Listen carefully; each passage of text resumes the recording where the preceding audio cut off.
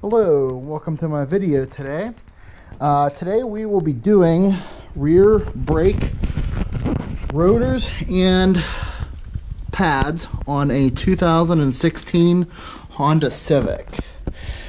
This procedure is similar for 2016 through 2018 and possibly even newer.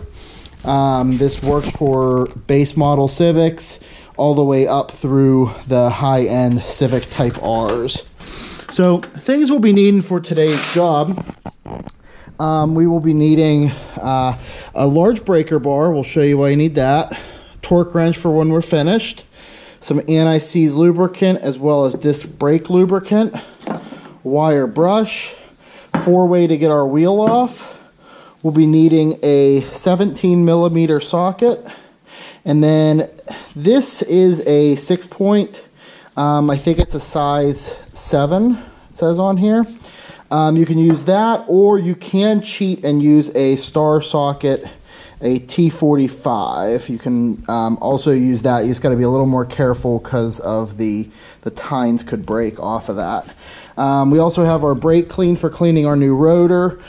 We have Centric premium rotors. The part number is 120.489.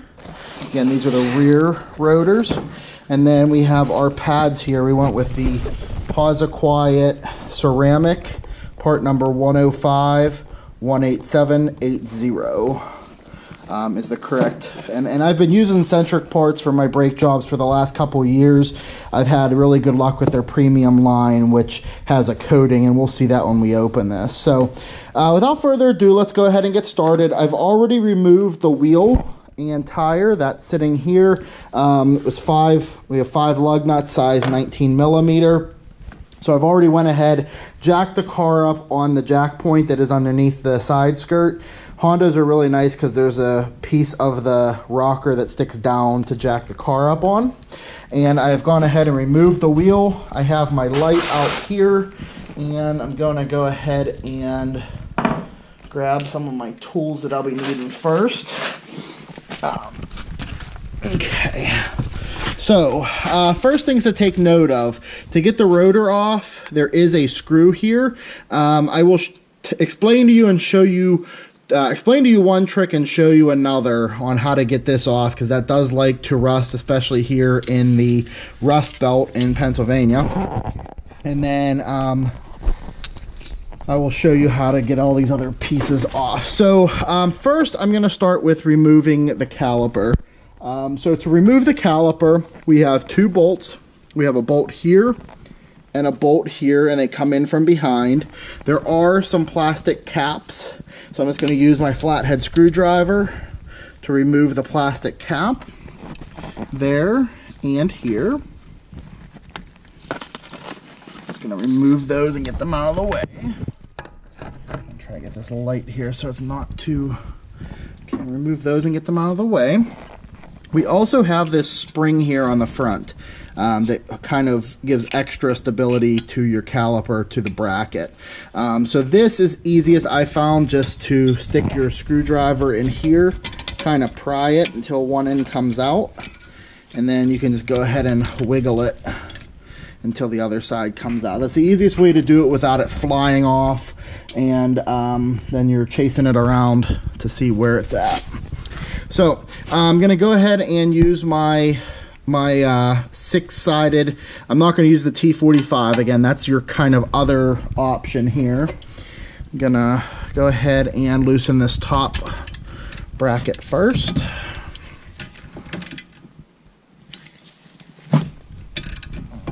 Okay.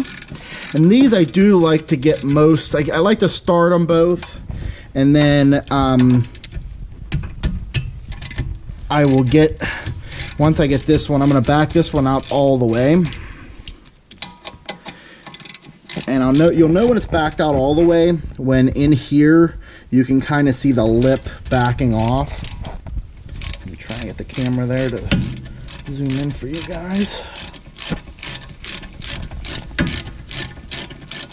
Okay, see how this lip of that is now flush with that? So now if I to make sure that this comes off easy, I like to stick my screwdriver in here and just kind of pry on this till it now is out. So now I can go ahead and pull my bolt out, my slider. Do the same here at the top. I'm just gonna finish backing this out. Now, the only reason I'm really replacing these, the car has 41,000 miles on it. It's my girlfriend's. The rotors, as you can see, the rotors have some corrosion around the outside edge. The other side is actually worse, and the inside is actually worse. So it's mainly the rotors. The pads at 41,000 miles are still about half-life or so. But again, the parts were about $70 from Rock Auto. Is where I like to order my parts from. So they're about $70 from Rock Auto for the pads and rotors for the rear. And so that was shipped to the door. I like to just, it's better safe than sorry. I'd like to replace them before they even get close. That way you don't have to worry about it. Okay, now that we have our bolts out and we have our spring off the front, the caliper should be loose. You may have to pull it a little bit towards you just to free it up a little bit more. And you can see it's getting loose here. Then you can probably stick your screwdriver into the bottom there and pop it off. So we now have the caliper off. I'm going to move it up here out of the way for now.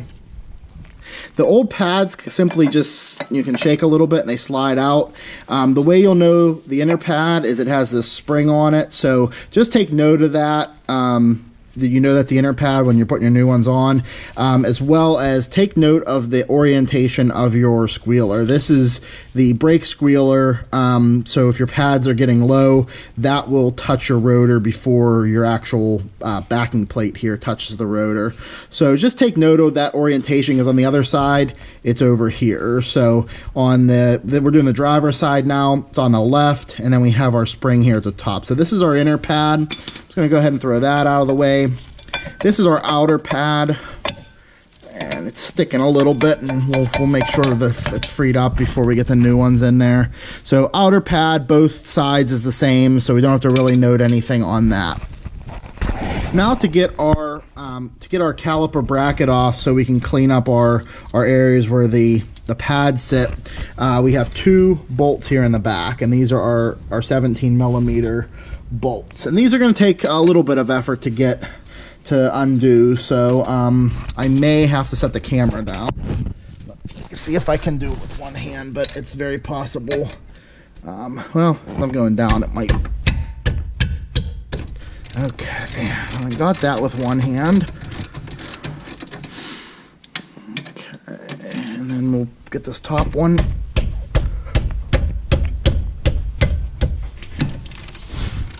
Okay, got the top one loose as well. I'm going to do a little bit there, and I think most of the time you get them started, you can kind of undo them by hand.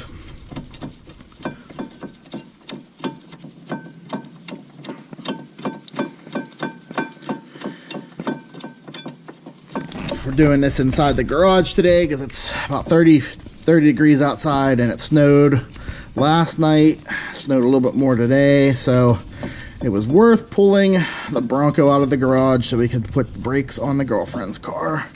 She'll be happy, I'll be happy, I'll feel better that she has these on, and give you guys some good content. So, okay, now we got those bolts out. Let's just set those aside. We'll need those later to reinstall, and then our bracket comes right off. And we do have to have our bracket off to get our rotor off. So, gonna set that aside as well. Okay, so now the rotor needs to come off, and we need to get this screw off to get the rotor off. Now, one of the tricks you could use is you could use a very good quality screwdriver, put it in here, good Phillips head screwdriver, put it in here, hammer on the end of it while it's in here, and while you're holding pressure in and kind of turning at the same time. That should work in most cases. Now, I do have, these are cheaper screwdrivers, so a friend of mine from Al Service up the street, local shop to me, where I spend some of my time and money. He lent me this tool set. So this is a snap-on I'm not sure exactly what they call it, but it's a snap-on tool set that has these Phillips heads in it, and then it has this tool, which is metal, and it basically, you put whatever end on it you want, you fit it in here, and then you can hammer on it and untwist this. So the trick here is the rotor obviously is going to move, because on this car the e-brake is built into the caliper, so this is freely moving no matter what you do. So this is where the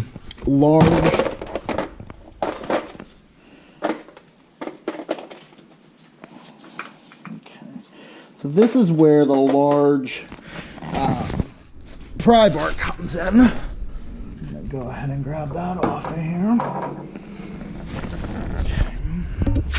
And the trick here, especially if you're trying to do this yourself, is going to be to turn the rotor far enough that you can fit this in here. And I'm going to basically, put this pry bar in here like this, which then, when the rotor's turned, it will push against the ground for me, so it's going to act like a second person, and it will allow me to unscrew that screw. So again, pry bar through under one, over another. That will kind of lock this for me, and that's safe to do. And then I will go ahead and I am going to set you guys down here for a second. Let me set you right here.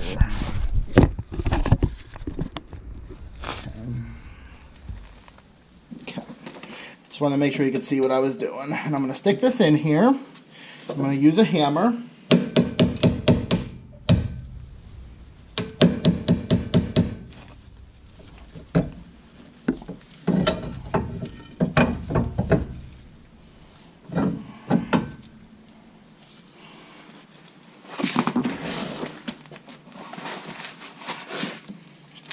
Reposition myself here.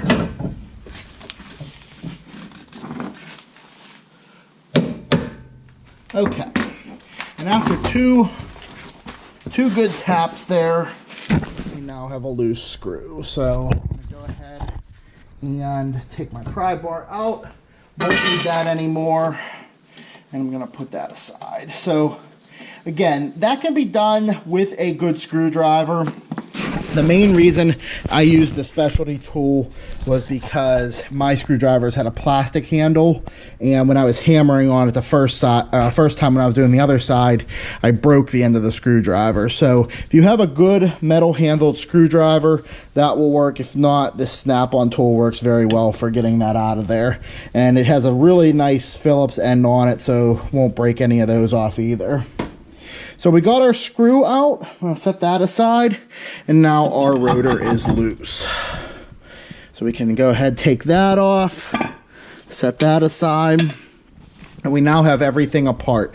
Now, the one thing we need to do before we reinstall is going to be to screw in our caliper center here. So this is your piston on your caliper, and on these Hondas you can't simply just stick a C-clamp here and put it back in or whatever. So it's also, you got to be careful with this plastic. This is your emergency brake and brake hold unit on the Hondas. So we need to have a tool to push this in, and again, my friend at Al's lent me this special caliper tool. So this has the two pieces here that kind of go into these little notches here. This is and this is the set it came from. It's a Blue Point universal brake caliper tool. Part number is YA8610. Now again, fancy tool, but the only reason I had to get that was I did, and I want to show you guys this real quick. Oh, I don't have it out here anymore. I did have one of those block that looks like almost like a Lego block to push in these caliper pistons, and that does work on most applications. But on this application, these little indentations were too far apart. I was unable to use that on here to push that back in. All of the options you had with the cube were closer together. So just be aware if you're trying to do this on your own at home.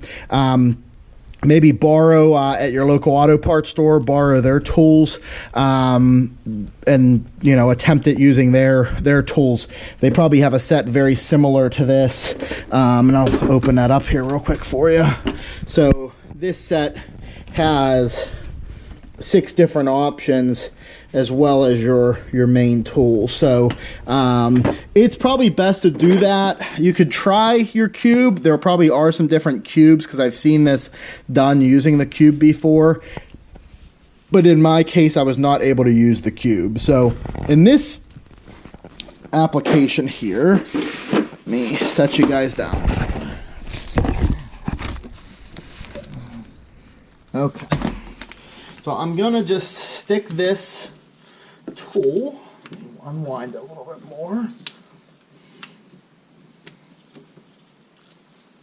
Stick this tool in here. Okay. Okay. Seems like we're pretty close there. I'm gonna go ahead and wind this up, make this tight. And this is where, if you have this tool, you do need a socket to put on the end of this to push it back in. So okay,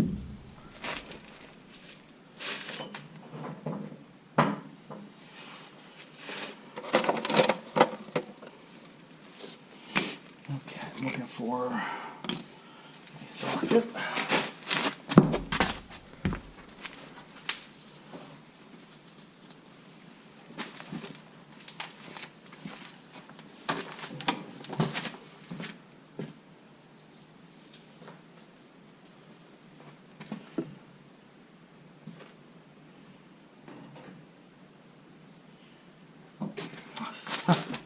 Silly me, it's right on my, so this is, if you have this tool, it's a 14 millimeter to stick on the end of this to then twist this caliper back in. So this tool's nice because it applies the pressure pushing in as well as the rotation.